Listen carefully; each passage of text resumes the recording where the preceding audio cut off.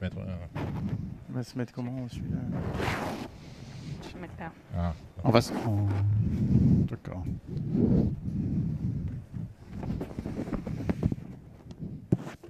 Bon, on peut tomber les masques.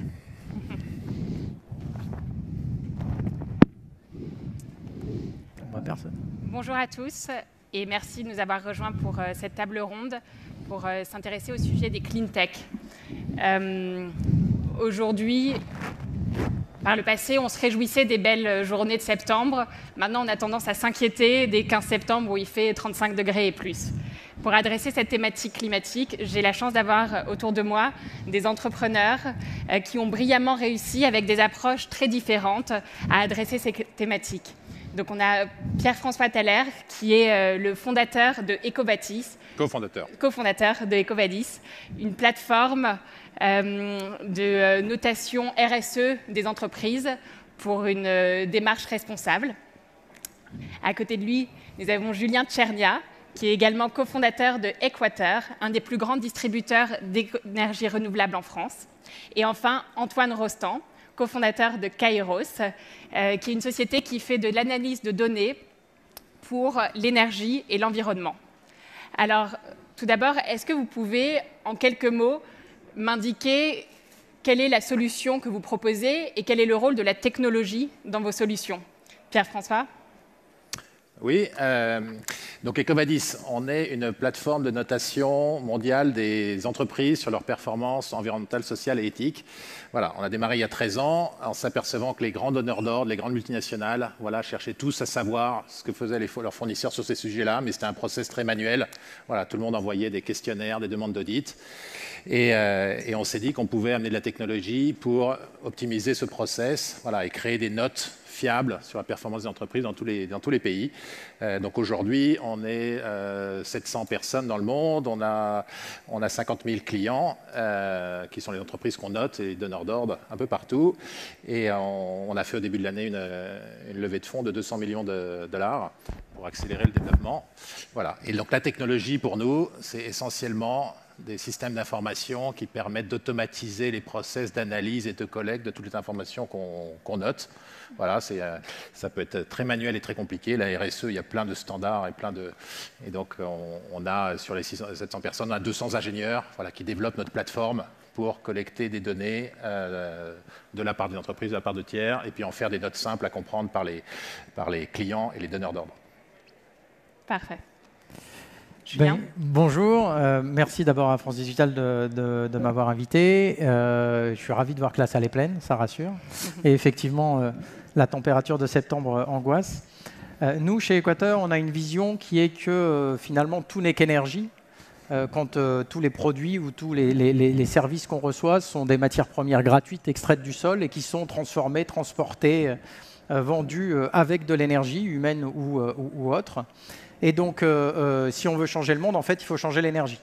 Et donc, de là, la question, c'est comment est-ce qu'on peut changer l'énergie? Soit on produit de l'énergie renouvelable, soit on vend de l'énergie renouvelable. Alors nous, c'est pas en produire, donc on en vend. Et donc, la question auquel Equator répond, c'est comment donner envie aux gens d'acheter de l'énergie renouvelable. Donc, on est un fournisseur d'énergie, c'est-à-dire qu'on est concurrent d'EDF et d'Engie. On s'adresse principalement aux particuliers. Donc, ce soir, chez vous, vous pouvez aller sur equator.fr et changer votre manière d'acheter l'énergie. L'idée étant que aujourd'hui, on veut permettre à tous les citoyens français de faire leurs décisions, de faire leurs propres choix. Et donc, c'est là que la technologie intervient, parce que ce choix ne va être fait que s'il est simple et que s'il n'exige pas de sacrifices qui n'ont pas moyen à être contrebalancés. Donc, on essaie d'être la plupart du temps moins cher qu'EDF, par exemple, d'avoir un parcours de souscription très simple, etc. Et tout ça, ça nous a amené aujourd'hui à une société qui alimente 242 000 compteurs, électricité plus gaz, on vient de fêter là, nos 4 ans de vente, donc on est ravis. On a maintenant un chiffre d'affaires pour 2020 qui sera un peu supérieur à 150 millions d'euros. Et on espère qu'on va continuer à donner envie à plein de gens de changer leur manière de consommer l'énergie pour ensuite impacter et le mix énergétique et la manière de produire. Très clair. Et Antoine? La question du jour, c'est est-ce que le clean tech va boomer, c'est-à-dire dans l'ensemble des technologies qui permettent de décarboner l'économie va boomer, et on pense que oui, parce que justement, la technologie a avancé de manière extrêmement rapide, en fait, dans les 6 derniers mois, grâce au lancement par l'Agence spatiale européenne d'un satellite qui s'appelle Sentinel-5P comme précurseur, qui permet de mesurer partout dans le monde les émissions de méthane, de NO2, de SOx et de CO2. Donc on est en train de changer complètement de paradigme parce que aujourd'hui, on est dans une situation où on se fait un peu plaisir chez nous en réduisant nos émissions, mais on continue à acheter des panneaux solaires qui sont pleins d'émissions, des t-shirts qui sont pleins d'émissions. Et au total, il n'y a aucune baisse de la croissance des émissions de CO2 au niveau mondial. Donc on a bonne conscience, on se fait plaisir, mais rien n'arrive. De même, les émissions de méthane, qui est le deuxième gaz à effet de serre, sont en train d'exploser complètement sans aucun contrôle. Donc la technologie qu'on a développée chez Kairos avec les laboratoires de l'Agence spatiale européenne et certains laboratoires de l'Université de Paris-Saclay, c'est de détecter, quantifier et surtout attribuer à une usine, donc à une compagnie, les grosses émissions de gaz à effet de serre, notamment de méthane. Pour vous donner une idée, la technologie n'est pas parfaite, on ne peut pas encore tout voir, on voit les grosses fuites, mais pour vous donner une idée de l'ordre de grandeur, ça correspond en carbone à les émissions de toutes les voitures, tous les camions, toutes les industries, toutes les centrales thermiques à gaz ou au charbon, tous les bateaux, tous les avions de la France et de l'Allemagne. Donc ça, la technologie qui est disponible en fait depuis un mois, va permettre d'éliminer très rapidement ces fuites. C'est des fuites qui ne devraient pas exister, c'est juste un problème opérationnel sur le terrain. Et on peut avoir un impact sur le bilan carbone de la planète considérable. C'est l'équivalent de 1 gigatonne de CO2 par an. Donc je pense que c'est une bonne nouvelle. On a enfin, grâce à l'espace et à l'intelligence artificielle qu'on met dessus, les capacités d'identifier les pollueurs et donc de changer le système économique pour les faire payer. Au lieu de faire payer les consommateurs, qui est un peu punitif ce qu'on fait aujourd'hui, on va pouvoir faire payer les pollueurs et s'assurer que le gaz qu'on achète n'a pas de fuite de méthane qui ont un effet réchauffement sur la planète qui est considérable. Donc oui, c'est la technologie qu'on a développée grâce aux investissements qui avaient été faits par l'Agence spatiale européenne et grâce à toutes les techniques d'intelligence artificielle qu'on doit mettre sur ces images pour pouvoir détecter les fuites de méthane. Merci. Donc on voit que la transition écologique, elle est partout et elle offre une multitude d'opportunités pour les entrepreneurs. Quand on regarde les marchés cotés, on voit que Tesla, c'est la société constructeur automobile qui est la plus valorisée au monde. Nikola, donc les camions à hydrogène, ça a été le SPAC le plus hot de l'année. Donc il y a une multitude d'opportunités. Est-ce que, Julien, tu pourrais nous dresser un état des lieux sur les technologies vertes aujourd'hui et est-ce que les choses sont en train de changer en ce moment? Alors, les technologies vertes, on va parler de production. Donc nous, on achète un peu à tout le monde. Il y a quelque chose auquel on croit beaucoup chez Équateur, c'est la décentralisation du modèle de production énergétique. C'est quelque chose qui va de plus en plus se développer, on pense. On a un premier gros débat qui est comment est-ce que je remplace les moyens de production producteurs de CO2 par des moyens non producteurs de CO2, et qui est en gros le charbon face aux renouvelables et au nucléaire. Et puis ensuite, il y a une bataille entre CO2 free, pour simplifier, qui est entre le nucléaire et le renouvelable. Bataille qui, au-delà des idées politiques, qui est en train d'être perdue par le nucléaire, parce qu'ils ont des coûts de production qui sont devenus, rien qu'en France, 2 à 3 fois supérieurs pour les nouveaux moyens de production nucléaire que le solaire ou l'éolien. Donc, de toute façon, d'un point de vue même purement économique et industriel, aujourd'hui, le solaire et l'éolien sont moins chers. Évidemment, on a une nouveauté dans ce mode de production, c'est que c'est un mode de production dont on ne peut pas piloter, en tous les cas, on ne peut pas piloter à la hausse la production, et donc il va falloir profiter des nouvelles technologies de l'information. Bon, au départ, je suis ingénieur télécom, pour se dire, tiens, on peut faire aussi évoluer la demande. Donc nous, par exemple, chez Équateur, on a maintenant un boîtier qui s'appelle Narco, qui va endormir votre radiateur pendant 5 minutes et votre chauffe-eau pendant 5 minutes s'il y a un pic de consommation, parce que finalement, que votre chauffe-eau s'allume à 23h, à 23h10 ou à 23h15, autant étaler la courbe comme la courbe du Covid pour éviter d'avoir à allumer une centrale à gaz. Donc on a aussi du travail sur le stockage qui est en train d'être fait. Et tout ça, ça fait une transition. Donc aujourd'hui, on a un premier mix. La France est en électricité un des pays les plus vertueux sur le mix par rapport juste aux émissions carbonées et qui, petit à petit, je pense, alors la question c'est est-ce que ça va aller assez vite et est-ce que ça va aller partout, va devenir de plus en plus orienté vers le renouvelable, avec pour certains un espoir fou que l'énergie devienne gratuite, ce qui sauverait définitivement le monde, en se disant aujourd'hui on arrive à produire dans les déserts à Abu Dhabi à 13 € du mégawattheure de l'énergie solaire. Pour rappel, donc la Cour des comptes pense que le PR produira à 120 € du mégawattheure. Donc là, on est 10 fois moins cher sur une nouvelle technologie. Et si on va encore plus loin, on peut imaginer que comme les télécoms, après, il y aura un forfait. Mais ça, c'est le rêve. En attendant, il faut faire la transition. Et c'est ce à quoi on s'attelle tous, je pense, ici. Et donc, tu disais, la question, c'est est-ce que ça va aller assez vite? Pierre-François, est-ce que tu peux nous dire si tu as constaté avec toutes les entreprises en train d'être opérées en ce moment? Donc, est-ce qu'il y a une différence maintenant? Donc Julien parlait de l'évolution de l'offre, effectivement, mais il faut qu'il y ait un changement de la demande pour que ça bouge. Et Covadis, on existe depuis 13 ans, on est une vieille société quelque part. On a eu un développement assez lent pendant les 10 premières années, voilà, et là on a vu un vrai changement il y a 2 ans, et puis encore plus il y a 6 mois. Donc un vrai changement d'intérêt des directions générales, l'intérêt des entreprises, etc. Et quand on l'analyse, c'est un gros facteur, c'est les engagements des grandes multinationales, voilà, pour de la décarbonisation. Quand Microsoft, voilà, il y a quelques mois, disent qu'ils vont devenir non seulement carbone neutral, mais qu'ils vont absorber toutes les émissions de CO2 qu'ils ont pu émettre dans l'atmosphère depuis le début de Microsoft, voilà, ils peuvent le faire, mais ils doivent entraîner pour ça des milliers de fournisseurs, voilà, tous les fabricants de packaging.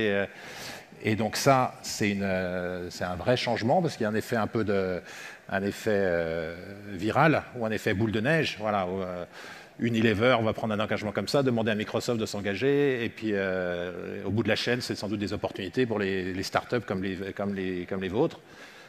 Voilà, donc ça c'est le premier changement. Et puis le deuxième changement qu'on a vu depuis, je dirais, 1 an, c'est ce qu'on appelle la finance verte ou le ESG, voilà, un acronyme un peu barbare, ça veut dire Environment Social Governance, c'est la façon dont les financiers appellent la finance verte. On a l'impression que la finance s'est un peu réveillée il y a 1 an ou 2, en se disant qu'il y avait à la fois une obligation, si vous voulez continuer à accéder à des fonds, et un certain nombre de réglementations, et on a pu voir depuis le début de la crise de Covid, là, depuis le mois de mars, qu'en fait les fonds verts, ESG, surperformaient le marché. Voilà, il y avait toujours ce sentiment que la finance verte, c'était quelque chose qui était c'était un luxe en période de croissance, et puis dès que ça deviendrait dur, tout allait s'effondrer. Voilà, on a vu le contraire. Donc la conjonction, voilà, on peut parler de réglementation aussi, mais là, les deux principaux changements qu'on voit, c'est voilà, des grandes multinationales qui sont forcées de prendre des engagements sur ces sujets-là, et puis voilà, ça cascade, et la finance, voilà, qui cherche à mettre du vert dans tous les produits possibles et imaginables. Tu connais ça bien, également pour les fonds de private equity, mais voilà, on voit un vrai changement depuis. Intéressant. Oui, et donc c'est vrai que je confirme, chez Gaïa, notre positionnement, c'est faire de l'investissement growth responsable, et donc ça fait partie des thèses fortes qu'on voit sur le marché. Et peut-être pour creuser, quelles sont, selon vous, les conditions du succès pour que l'émergence des clean tech se fasse, pour résoudre les enjeux environnementaux? Peut-être que Antoine? Moi, je pense qu'effectivement, il faut que les investisseurs s'engagent, et c'est vraiment le cas. Il y a un changement de dynamique considérable. Il faut que les industriels s'engagent, on voit ça. Mais le plus important, c'est les régulateurs. Pour que toutes les sociétés soient mises au même niveau, et non que ça soit juste de la bonne volonté de la part de quelques acteurs.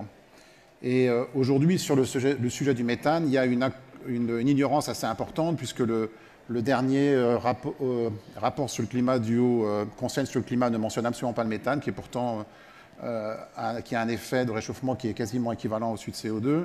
Et aujourd'hui, la Commission européenne est en train de pondre une directive sur le méthane, enfin une régulation sur le méthane, qui reporte à 2025 l'utilisation de la technologie spatiale que la Commission a elle-même financée. Donc on est en train de potentiellement perdre 5 ans sur l'utilisation des technologies spatiales pour taxer les pollueurs, pour identifier les pollueurs et avoir une capacité d'action pour réduire ces fuites. Donc aujourd'hui, le sujet numéro 1, c'est le régulateur. Et si vous avez des connexions à Bruxelles et à Strasbourg, n'hésitez pas. Hein. C'est vraiment, ça se passe maintenant, c'est dans les 15 prochains jours que cette régulation sur le méthane qui va donner des standards sur la qualité du gaz qui est importé en Europe. Aujourd'hui, il faut voir qu'on importe du gaz de pays qui produisent extrêmement de méthane et qui fait qu'en fait, la qualité environnementale du gaz que l'on consomme est pire que du charbon. Donc ça, c'est l'enjeu aujourd'hui. Il faut mettre de la pression sur les régulateurs, sur les députés européens pour que la technologie spatiale soit utilisée pour la réduction et la greenification, je sais pas comment, la verdification de l'énergie qu'on va importer en Europe. Très clair. Et là, on a parlé du rôle du régulateur. Quel est le rôle des autres parties prenantes? Julien, est-ce que côté consommateur, côté producteur? Je crois qu'il y a un rôle sur la demande, hein, tu en as parlé. Donc nous c'est ça, on essaie de créer la demande. Le gaz naturel, tu viens d'en parler. Chez Équateur, vous pouvez prendre du biométhane. Donc on a été les premiers à proposer ça. Évidemment, c'est plus cher. Et donc c'est à nous, commerçants finalement, de donner envie à nos clients de passer au biométhane, de faire l'effort et qu'ils comprennent pourquoi. Donc la pédagogie dont tu parles, c'est notre rôle. Voilà ce que vous faites en faisant ce geste plutôt que celui-là. Et donc je pense que, alors, des problèmes de réglementation, même au niveau national dans l'énergie, on en a tous les jours des nouveaux. Dans le biométhane, par exemple, ou la filière biométhane qui était bien partie, il y a un changement de réglementation qui rend les choses beaucoup plus compliquées à partir de 2021. Cela dit, il y a aussi le job de chacun d'entre nous et chacune d'entre nous de OK, comment je donne envie aux autres de penser comme moi, de faire comme moi. Et ça passe par la technologie, je pense, parce qu'aujourd'hui, c'est un facteur de vente qui est très efficace. Si on prend un exemple bateau, Uber n'a pas inventé le taxi, Uber a inventé l'interface pour commander un taxi. Et ça a changé beaucoup la qualité des services. En tous les cas, pour ceux qui habitent à Paris, ils ont vu la différence, je ne sais pas ailleurs. Et donc, je pense que c'est à nous de prendre ça en main et d'aller pousser les autres à faire ce qui nous semble bon. En effet. Donc, on est tous partie prenante. On voit que la transition écologique, c'est un élément très fort du plan de relance. Donc, c'est 30% des 100 milliards en France qui sera dédié à la transition écologique. L'Europe, les États-Unis, la Chine ont chacun adopté une stratégie différente sur les sujets de transition écologique. Quel est l'impact de ces clean tech et de la transition écologique sur l'équilibre mondial? Pierre-François? Alors, c'est un vaste sujet dans lequel je ne vais pas prétendre répondre en quelques minutes. Juste sur ce qu'on mesure, nous, c'est la performance ou l'engagement des entreprises, voilà, ou l'engagement des PME, parce que c'est beaucoup de PME qu'on note sur ces critères environnementaux. L'engagement des gouvernements, c'est tout à fait différent. Et c'est sûr que la France et l'Europe, on est tout à fait en pointe. Et c'est certainement pas le gouvernement Trump qui va montrer la voie. Par contre, quand on regarde les entreprises, voilà, nous, on voit un vrai changement auprès des entreprises américaines. On a prêché dans le désert pendant des années, ils nous prenaient pour des illuminés. Et là, ça change, voilà, pas à cause du gouvernement, mais ça change à cause de l'économie de marché. Voilà, Johnson & Johnson dans la pharma, ils doivent faire aussi bien que Sanofi sur ces sujets, ou mieux. Enfin, en tout cas, les multinationales américaines, voilà, elles sont en train de bouger vraiment, et pour certaines, être en avance par rapport aux françaises. Et voilà. Et en Chine, c'est assez surprenant parce qu'on voit beaucoup d'entreprises, beaucoup de PME qui font des choses abominables, mais on voit aussi des PME qui innovent parce qu'elles sont en train d'investir, elles sont en train de construire la nouvelle génération de leur usine, et puis il y a des tels impacts environnementaux en Chine qui sont palpables pratiquement physiquement, que les PME, pour certaines, bougent assez vite, quoi. Intéressant. Et pour avoir une vision satellitaire, Antoine, et vous êtes aussi assez proche de toutes les parties prenantes de la chaîne énergétique, donc aussi bien les producteurs oil and gas que les technologies vertes. Quelle est ta vision sur cet impact? En fait, la situation qu'on a aujourd'hui où on réduit nos émissions ici, mais elles augmentent ailleurs, hein, c'est la situation, c'est lié à un problème de gouvernance et d'information. On ne va pas avoir des États-Unis du monde dans un avenir prochain. Donc, il faut avoir l'information. Et le spatial, le satellite, résout ce problème. C'est-à-dire qu'en fait, la COP de Paris, la COP 21, aurait été complètement différente avec ces technologies-là, puisqu'on est capable de mesurer, de vérifier. Donc ce ne sont pas des engagements sur le papier, on est capable de vérifier et d'attribuer.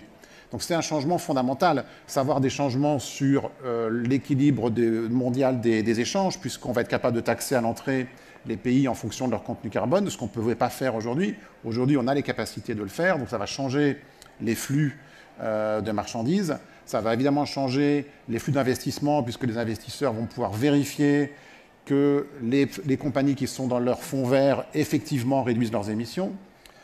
Et ça va effectivement permettre aux consommateurs d'être informés sur le réel contenu carbone des produits et services qu'ils achètent.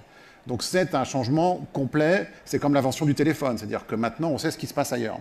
Et quand on sait ce qui se passe ailleurs, on n'a plus besoin d'une gouvernance mondiale, ce sont les NGO, le public, les investisseurs, nous tous, qui vont exiger d'avoir cette information, et ça va transformer le système économique mondial en s'assurant que tout le monde produit avec les mêmes normes, sans avoir à mettre en place les États-Unis du monde. Très bien. Et c'est vrai que nous, en tant qu'investisseurs, la mesure et la transformation, c'est quelque chose qui est clé pour nous. Pour conclure, une question qu'on aime bien chez Gaïa, et c'est quel est votre niveau d'optimisme à chacun de vous sur cette transition écologique et ses opportunités pour nous tous ? Je suis assez inquiet sur l'évolution du monde et de l'environnement. Par contre, je suis absolument... j'ai jamais été aussi enthousiaste, voilà, quant au potentiel qu'il y a pour les entreprises qui sont sur ce secteur. Voilà. Et si vous avez une solution clean tech, bien sûr, mais même si vous avez une plateforme SaaS qui fait de la facturation électronique ou des processerages, vous pouvez réfléchir à quelle peut être la contribution, l'histoire que vous pouvez raconter sur... Voilà, intégrer cette dimension sustainability dans votre process, parce que ça va vous aider à recruter, mobiliser les équipes et puis différencier vos produits. Alors chez Équateur, on est parfois tous tellement inquiets qu'on a été obligé de créer une formation pour redonner le peps aux employés qui, au bout d'un moment, s'arrachaient les cheveux et voulaient baisser les bras en disant il n'y a plus rien à faire. Donc... on verra bien. En tous les cas, entre le moment où moi je me suis lancé dans le monde et dans l'aventure énergie renouvelable à titre personnel, c'était vers 2006-2007, et maintenant, il y a une accélération, une prise de conscience. C'est intéressant, tu disais que depuis 2 ans, tu vois une différence au niveau industriel. Je vois la même depuis 2 ans au niveau des particuliers. Il y a eu un changement au niveau de la production aussi. Donc, il y a une forte accélération. On voit énormément de ressources qui sont mises financières sur des startups clean tech, depuis la production jusqu'à la surveillance, en passant par la distribution. Et donc, le monde commence à faire ce qu'il faut. Ça, c'est la bonne nouvelle. Et l'optimisme, il est là. Très bien. Et Antoine ? En fait, quand on a commencé à regarder les images de Sentinel-5, on a craqué le système au début d'année, là, en janvier-février. Vraiment, j'ai eu un gros coup sur le moral, puisqu'on a vu des quantités de fuites de méthane gigantesques, à 40-50 tonnes par heure, absolument partout. La littérature croyait qu'il y en avait 1 ou 2 par an, on en trouve plus de 1000 par an. Donc, c'était absolument effrayant. Et donc, on s'est dit vraiment, c'est la très très mauvaise nouvelle. Mais en fait, en réfléchissant, on s'est rendu compte que ce n'était pas du tout une mauvaise nouvelle. C'est que maintenant qu'on sait où elles sont, on va pouvoir les éliminer. Elles étaient présentes. On a maintenant une technologie qui va permettre vraiment de réduire les émissions. Il faut bien se rendre compte qu'aujourd'hui, la concentration de CO2, ça continue à augmenter. Tout ce qu'on a fait jusqu'à présent n'a servi à rien. Les méthanes sont en train d'exploser. Il faut les arrêter. Et tant qu'on ne voit pas, tant qu'on ne mesure pas, on ne peut rien faire. Et là, nous, on est extrêmement optimistes parce qu'on a enfin l'outil qui va permettre de mettre la pression économique, politique, financière sur les pollueurs. Donc oui, on est très très positif. Chez Kairos, l'âge médian, c'est 24 ans. Et ils sont tous fanas parce qu'ils sont en train de trouver quelque chose qui va changer le monde. Merci infiniment. Merci à tous pour votre audience.